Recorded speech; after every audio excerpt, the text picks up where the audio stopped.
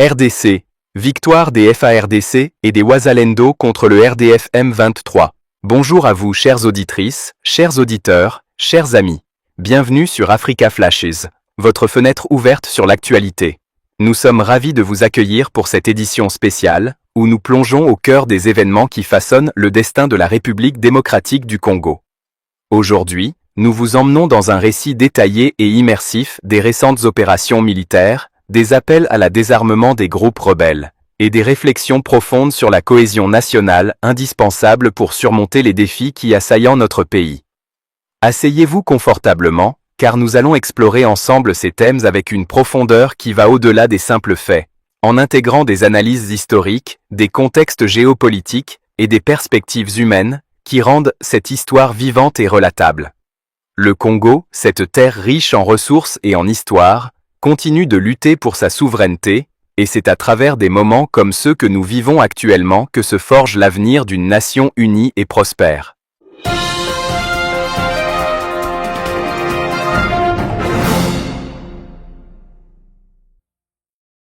Commençons par les faits saillants de ces derniers jours. Dans la nuit du 10 octobre 2025, entre 5h et 6h, les drones de combat des forces armées de la République démocratique du Congo, les FARDC, ont exécuté des frappes chirurgicales précises contre les positions tenues par les rebelles du M23 à Lubimbe et Kibanda Mangobo. Ces opérations, menées avec une précision remarquable, ont permis la reprise immédiate de ces localités stratégiques. Plusieurs éléments du M23 ont été neutralisés lors de ces assauts, et un important arsenal de matériel de guerre a été récupéré par nos forces. Imaginez la scène, au cœur de la nuit, dans les collines escarpées de l'Est congolais, les drones survolent silencieusement les positions ennemies, leurs caméras infrarouges captant chaque mouvement. Puis, en un instant, les frappes tombent, illuminant le ciel d'explosions contrôlées, qui désorganisent les lignes rebelles. Cette victoire n'est pas seulement militaire, elle symbolise la détermination inébranlable des Congolais à défendre leur territoire. Félicitations à tous les Congolais qui ont compris et intégré nos messages de vigilance et de soutien à l'armée nationale. En effet, aujourd'hui, plusieurs de nos compatriotes, qui avaient été arrêtés de force et contraints à combattre aux côtés du M23, ont choisi la voie du courage en se rendant aux patriotes Wazalendo, emportant avec eux des armes et de nombreuses munitions. Ces actes de défection ne sont pas anodins. Ils témoignent d'une prise de conscience collective que la vraie force réside dans l'unité et la loyauté envers la patrie. Nos héros avancent, la tête haute, le cœur rempli d'amour pour le Congo. Ce pays ne tombera jamais tant que ses fils et filles resteront unis derrière son armée. Soutenons sans relâche nos FARDC et nos patriotes Wazalendo, car la liberté se conquiert par le courage et le sacrifice, des valeurs ancrées dans l'histoire même de notre nation. Pour bien comprendre l'importance de ces événements, replongeons-nous dans le contexte historique qui a mené à cette situation. La région de l'Est du Congo, riche en minerais comme le coltan, l'or et le cobalt, a été le théâtre de conflits armés depuis les années 1990, suite au génocide rwandais de 1994, qui a forcé des millions de réfugiés à franchir la frontière. Parmi eux, des éléments des anciennes forces génocidaires ont formé des groupes comme les Forces démocratiques de libération du Rwanda, les FDLR, qui se sont implantés dans les forêts denses du Kivu, exploitant les ressources locales et semant la terreur parmi les populations civiles. Le M23, quant à lui, émerge en 2012 comme une mutinerie au sein de l'armée congolaise, revendiquant une meilleure intégration des Tutsis congolais, et accusant le gouvernement de Kinshasa de marginalisation. Soutenu par des allégations de liens avec le Rwanda voisin, ce groupe a alterné périodes de calme et d'offensives intenses, contrôlant à plusieurs reprises des zones entières riches en minerais. Ces conflits ont coûté la vie à des millions de personnes, déplacé des populations entières et créé un cycle vicieux de violence, où les ressources naturelles deviennent le carburant de la guerre plutôt que le levier du développement. Aujourd'hui, les opérations comme celle de Lubimbe et Kibanda Mangobo marquent un tournant, démontrant que les FARDC, renforcés par des formations spécialisées et un soutien international limité, sont en mesure de reprendre l'initiative.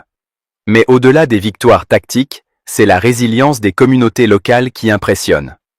Les patriotes Wazalendo, ces défenseurs volontaires issus des villages mêmes, incarnent l'esprit de résistance congolais, protégeant leurs familles et leurs terres avec une ferveur qui rappelle les luttes anticoloniales menées par des figures comme Patrice Lumumba. Dans le cadre de la mise en œuvre de l'ordre opérationnel, adopté le 1er octobre 2025 par le Comité conjoint de supervision de l'accord de Washington, signé par la République démocratique du Congo et la République du Rwanda sous la médiation des États-Unis d'Amérique, les forces armées de la RDC appellent toutes les factions des Forces démocratiques de libération du Rwanda, les FDLR, à déposer les armes et à se rendre aux autorités congolaises, ou à la MONUSCO, en vue de leur rapatriement dans leur pays d'origine, le Rwanda. Cet appel n'est pas une simple formalité, il s'inscrit dans une stratégie plus large visant à démanteler les réseaux rebelles qui minent la stabilité régionale depuis des décennies. Les FARDC demandent en outre aux populations en contact avec les FDLR de se désolidariser de ces groupes rwandais et de les sensibiliser pour qu'ils se rendent, sans condition, aux autorités de la RDC ou à la MONUSCO. En cas de résistance ou de refus de coopérer, les FARDC, conformément aux dispositions pertinentes de l'accord de Washington, procéderont au désarmement par contrainte ou par usage de la force. Cette mesure, bien que ferme, est nécessaire pour protéger les civils innocents qui souffrent quotidiennement des exactions de ces groupes. Imaginez les villages isolés du Nord Kivu, où les habitants, souvent des agriculteurs ou des mineurs artisanaux, sont pris entre le marteau des rebelles et l'enclume des opérations militaires. Des histoires poignantes émergent, des familles entières fuyant leurs hommes, emportant seulement quelques biens essentiels, tandis que les enfants grandissent dans l'ombre de la peur. Pourtant, au milieu de cette adversité, des actes de solidarité se multiplient, comme ces communautés qui aident discrètement les déserteurs à rejoindre les lignes gouvernementales, risquant leur vie pour un avenir pacifié. Par ailleurs, les forces armées de la République démocratique du Congo rappellent à tous leurs militaires l'interdiction stricte de collaborer d'une manière ou d'une autre avec les forces démocratiques de libération du Rwanda. Toute violation de cette consigne permanente expose son auteur à des sanctions sévères, soulignant l'engagement des FARDC envers une armée professionnelle et loyale. Les forces armées exhortent également la communauté internationale à faciliter le processus de paix en cours, en vue de détruire complètement la menace à laquelle l'Ituri fait face avec l'activisme de la Codeco et d'autres groupes armés. Les forces armées de la RDC renforcent leurs capacités opérationnelles. À ce sujet, plus de soldats militaires ont terminé ce vendredi 10 octobre une formation spécialisée à Bunia, assurée par des instructeurs indonésiens, bangladais, népalais et autres de la MONUSCO. Cette formation arrive à point nommé, comme l'estime le lieutenant-général Luboya Njondo, gouverneur militaire et commandant des opérations en Ituri. La plupart de ces jeunes recrues viennent tout droit des centres d'instruction, et pour performer sur le terrain, ils doivent devenir plus professionnels. Ensemble avec nos partenaires, nous avons organisé cette session pour qu'ils s'acclimatent, apprennent à manier de nouvelles armes, perfectionnent leurs tirs et assurent que cette menace soit vraiment détruite et anéantie. Cette initiative s'ajoute à d'autres formations organisées il y a quelques mois, qui ont déjà prouvé leur efficacité, reconnaît le lieutenant-général Luboya Njondo. Nous avions commencé par les forces spéciales, et ces unités nous ont grandement aidés. C'est grâce à elles que nous n'avons jamais cédé un seul territoire. Vous l'avez vu sur le littoral, ce sont ces forces spéciales qui soutiennent les troupes de couverture. Sur les différentes lignes de front en Ituri, la bravoure et l'engagement s'affichent ouvertement. Les forces armées, sous le commandement efficace du lieutenant-général Luboya, constituent un rempart infranchissable pour les ennemis de la République, qui continuent d'essuyer des revers et des déconvenues. Pour approfondir, rappelons que l'Ituri, province voisine du Kivu, a elle aussi été ravagée par des conflits ethniques depuis les années 1990, opposant principalement les communautés Lendu et Ema autour du contrôle des terres fertiles et des mines d'or. La Codeco, coopérative pour le développement du Congo, initialement une milice de défense Lendu, s'est muée en un groupe armé impliqué dans des massacres et des pillages, exacerbant les tensions intercommunautaires. Les formations comme celle de Bunia ne sont pas seulement techniques, elles incluent des modules sur les droits humains, la protection des civils et la stratégie contre-insurrectionnelle, inspirés des meilleures pratiques internationales. Des instructeurs népalais, par exemple, apportent leur expertise des opérations en terrain montagneux, similaires aux collines de l'Ituri, tandis que les Bangladais partagent des leçons tirées de leur mission de paix en Afrique. Ces efforts renforcent non seulement les capacités militaires, mais aussi la confiance des populations locales, qui voit en ses soldats former des protecteurs plutôt que des oppresseurs. Des anecdotes circulent. Un jeune recrue, originaire d'un village dévasté par la Codeco, raconte comment cette formation l'a transformé en un combattant discipliné, motivé par le désir de reconstruire sa communauté. Chers compatriotes, il y a une année, nous avons pris l'initiative d'une consultation des acteurs politiques et de la société civile dans le but de frayer le chemin d'une cohésion nationale. Quelques mois plus tard, nous avons salué la déclaration et la volonté du président de l'Ensemble pour la République, Martin Fayulu Madidi, qui avait clairement exprimé sa volonté de rencontrer le chef de l'État, Félix-Antoine Tshisekedi Tshilombo, dans le but de contribuer à cette question de la cohésion nationale à travers un dialogue ou une concertation nationale. Dans ce même discours, nous avons félicité le chef de l'État pour sa promptitude et son accord direct à rencontrer les acteurs du peuple, car cette rencontre a redonné une lueur d'espoir à notre peuple pour une cohésion nationale renforcée. Aujourd'hui, cette question de la cohésion nationale demeure réelle et s'invite comme préalable pour régler la situation complexe de notre très cher pays dans ces contextes tendus sur le plan sécuritaire, socio-économique et politique. En effet, sur le plan sécuritaire, le pays est divisé. Kinshasa vit normalement pendant que la rébellion consolide ses assises avec des pertes de vies humaines tous les jours dans l'Est.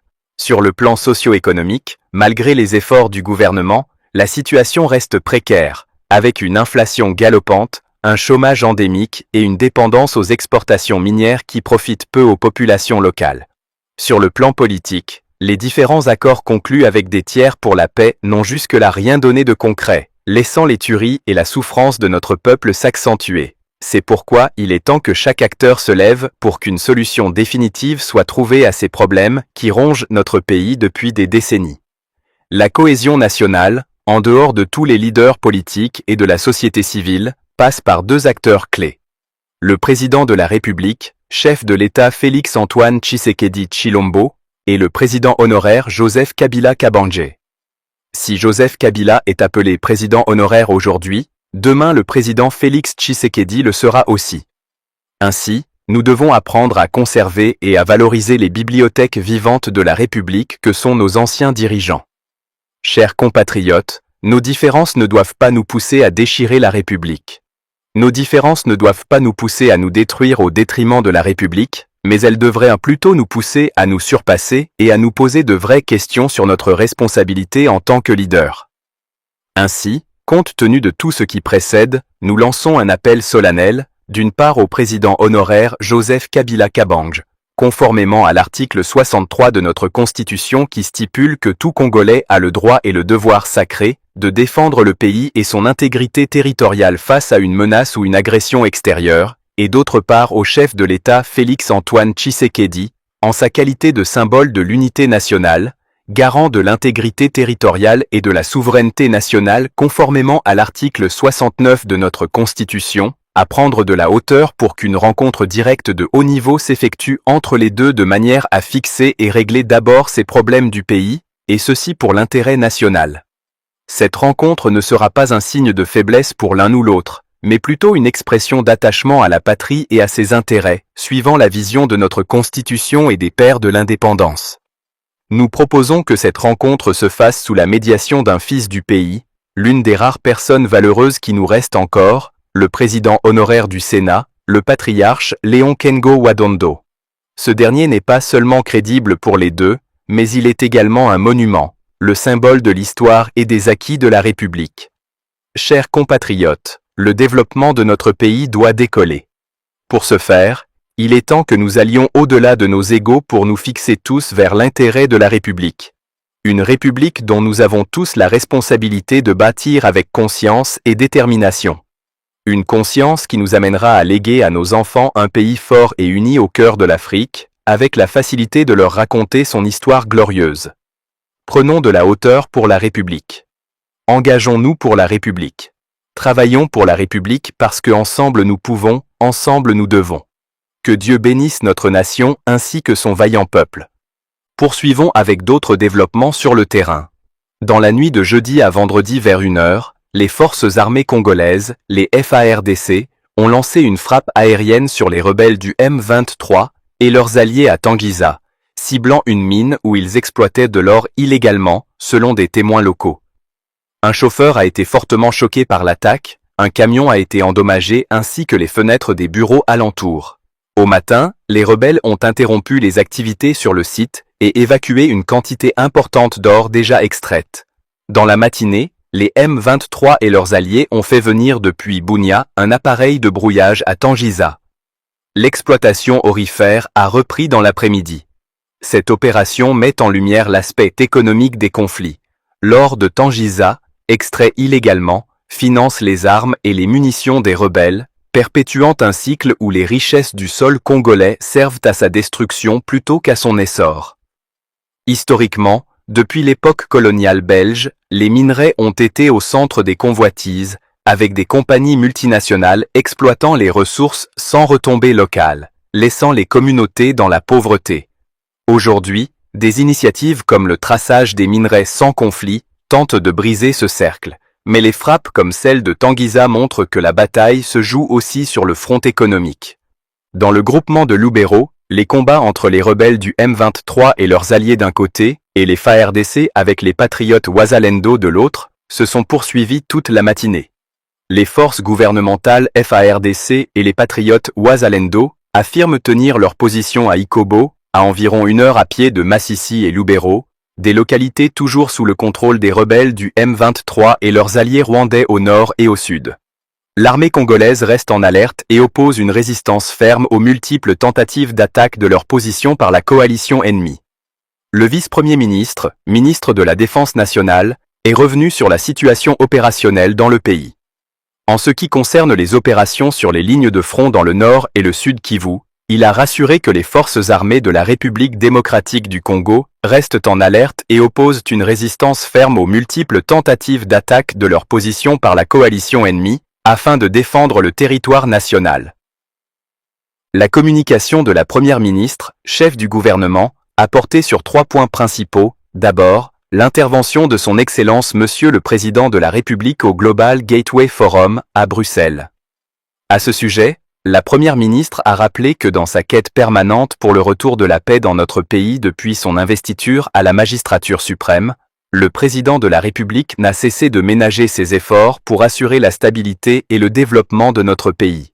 C'est dans ce contexte qu'il a tendu la main au président rwandais lors de son intervention le jeudi 9 octobre 2025 à la 2e édition du Global Gateway Forum, organisé à Bruxelles par l'Union européenne. L'appel lancé par le président de la République à son homologue rwandais vise essentiellement l'arrêt des violences et le développement économique de la région des Grands Lacs, en ce qu'il est celui qui parraine et soutient les M23. La Première ministre, chef du gouvernement, a engagé par ailleurs le gouvernement à prendre en compte la volonté exprimée par le président de la République au cours de ces forums, celle de voir la République démocratique du Congo se positionner comme la destination stratégique de premier plan pour les investissements européens, notamment dans les projets d'infrastructures, d'énergie et de transition verte, mais aussi dans le cadre de partenariats bilatéraux gagnant-gagnant avec tout pays désireux de développer des projets structurants mutuellement bénéfiques. Chers amis, mes très chers compatriotes, le président Félix Tshisekedi a tenu un discours lors d'un forum à Bruxelles où il a tendu la main à Paul Kagame pour faire la paix et repartir sur de nouvelles bases. C'est une bonne chose. La paix, nous la voulons tous. Mais à quel prix? Je peux me tromper, je suis humain, mais j'ai l'impression que nous, Congolais de la République démocratique du Congo, avons une mauvaise lecture des relations internationales. Nous avons une perception naïve des rapports entre États. Mes chers amis, en relations internationales, la morale n'existe pas. La charité n'existe pas, c'est le plus fort qui écrase le plus faible. Les exemples de l'Irak, de la Libye et de bien d'autres pays sont probants. Ces nations ont été transformées en champs de ruines par nos soi-disant sauveurs occidentaux. Laissez-moi vous choquer, personne n'aura pitié de nous, même pas à cause de nos millions de morts. Les Occidentaux s'en fichent complètement de nous.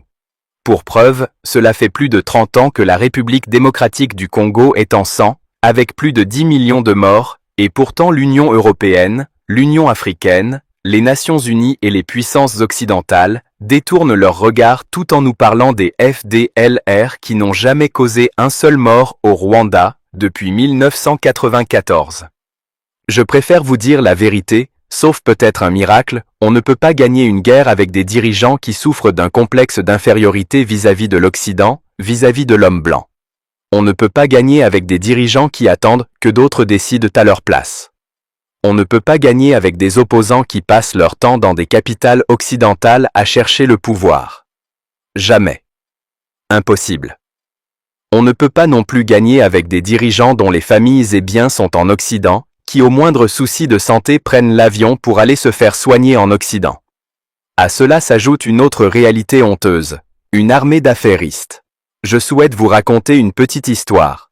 Quand je vivais à Kinshasa, juste à côté de moi, un haut responsable militaire louait une villa à 3000 $ par mois pour sa concubine à Gombe, même pas pour sa femme officielle. Il faut voir le luxe, l'opulence, les voitures de prestige 4x4, les réceptions. Je me suis demandé combien gagnent ces soldats pour vivre avec un tel faste, et surtout comment un tel responsable militaire peut-il accepter de mourir pour la patrie face à un général rwandais pour qui la guerre est une question de survie? Ces contrastes disent tout sur notre crise morale et patriotique. Nous devons nous remettre en question. Nous devons mobiliser nos intelligences. Nous devons réformer nos institutions. Nous devons bâtir une nouvelle armée réellement nationale, digne et disciplinée, et surtout éduquer nos enfants dès le bas âge à l'amour de la patrie et à la défense de la République. Nous devons changer notre manière de penser. Nous ne sommes plus dans les années 60, 70, 80.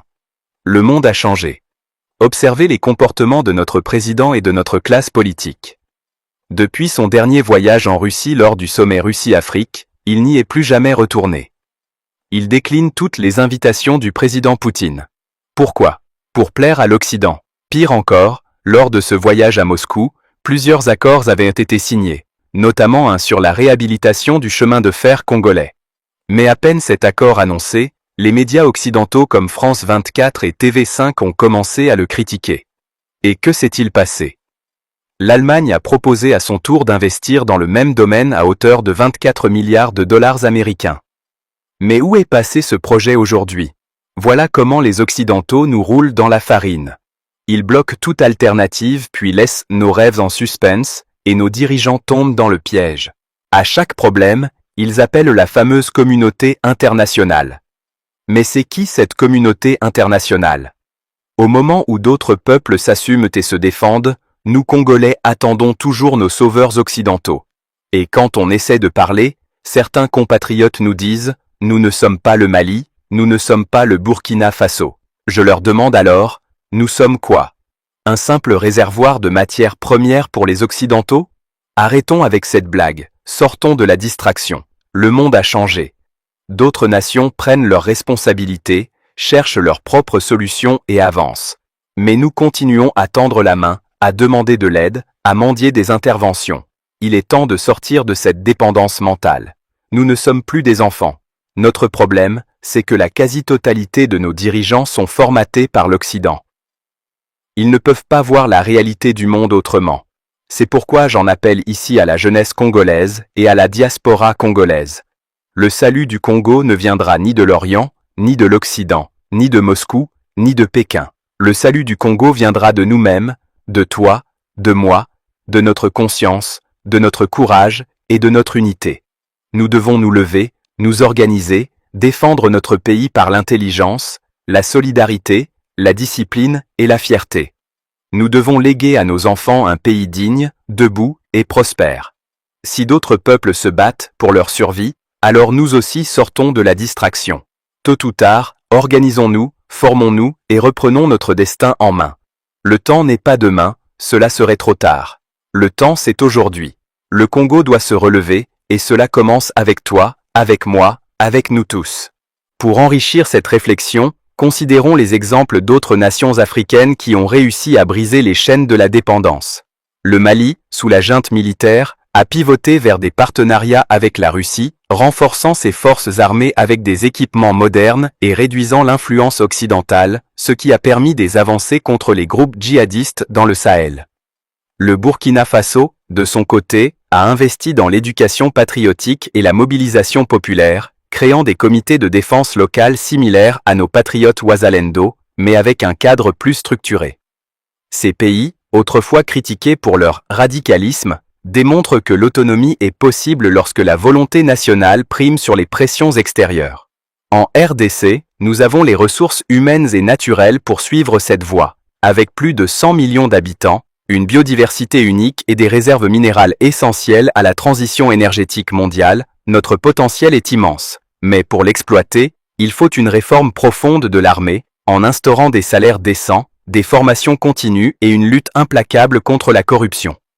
Imaginez une armée où chaque soldat est motivé non par le gain personnel, mais par un sens du devoir, formé dans des académies modernes équipées par des partenariats diversifiés, de la Chine à l'Inde en passant par l'Afrique du Sud.